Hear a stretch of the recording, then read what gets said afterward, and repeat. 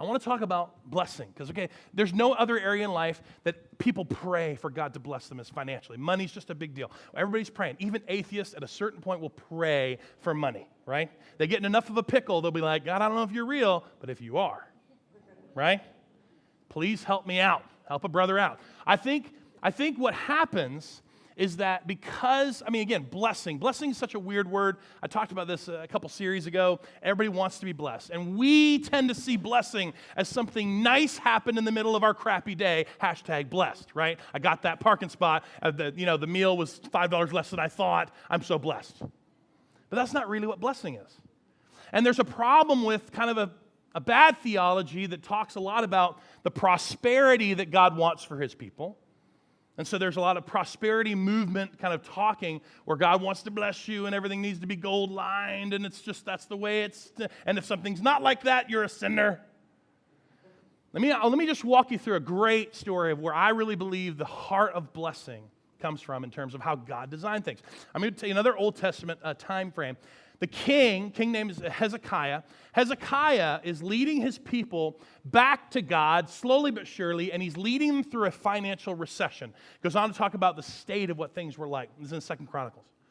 He's leading them through a financial recession, and as he reads the law, as he reads the Old Testament, he looks at it and he starts uncovering all of this language about the first fruits and the tithes and the system that God created. And he actually goes to the people and says, wow, we've missed the boat. We have so far gone, I didn't even know we were missing it. And he puts in some ordinances and he puts in some decrees for them to return back to this system. And I just want you to see we pick it up from there in chapter 31. It says, when the people of Israel heard the requirements, they responded generously by bringing the first fruits of their grain, new wine, olive oil, honey, and all the products of their field. They brought a large quantity, a tithe, of all they produced. The people who had moved to Judah from Israel and the people of Judah themselves brought in the tithes of their cattle, sheep, and goats, and the tithe of the things that had been dedicated to the Lord their God.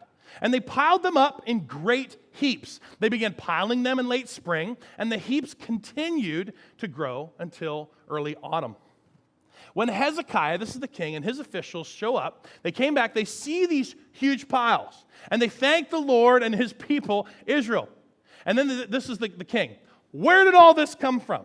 Right? Hezekiah asked the priest and the Levites. Where did all this come from? He's seeing these heaps and piles of, we'll just say money, because that's all we know, right? Nobody cares if there's piles of cows somewhere. They know that's not us.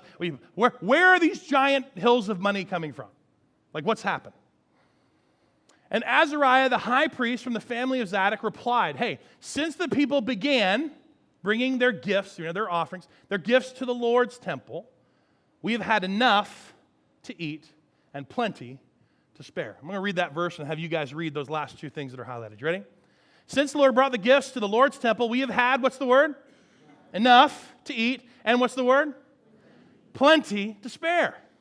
And I love the way this ends. He says, the Lord has blessed his people, and all this is left over. So get the picture, right? The picture is Hezekiah shows up, and he says, what in the world? He sees this giant hill of money, and he says this heap of resources, and he goes, what's going on? The priest says, oh yeah, by the way, all that stuff you told us to do, we did it. And as everything came in, we want you to understand, we've had enough to meet all the needs we've needed. We've had plenty to share, and the giant hill you see is still just what's left over. And that's just of the 10%. That's just of what they gave the church in the temple. So understand, this was a drastic shift for what they saw. And there's no better words. That's the reason I love this particular verse. I think there's no better words. If you really want to understand what does it mean to be blessed in this system, those two words are wonderful. To have enough and plenty. To have enough is a sense of satisfaction and peace. Satisfaction and peace. It's not just our culture. Solomon wrote about it in Ecclesiastes. He said, look, the guy who chases money, the guy who thinks that having enough is to have enough money, he's actually never, ever going to get enough money.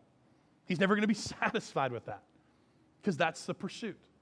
And God says, I have a system where if you just pursue me, if you would just understand what I've provided and give back this portion that I've set apart, if you give back this portion, you're going to have enough.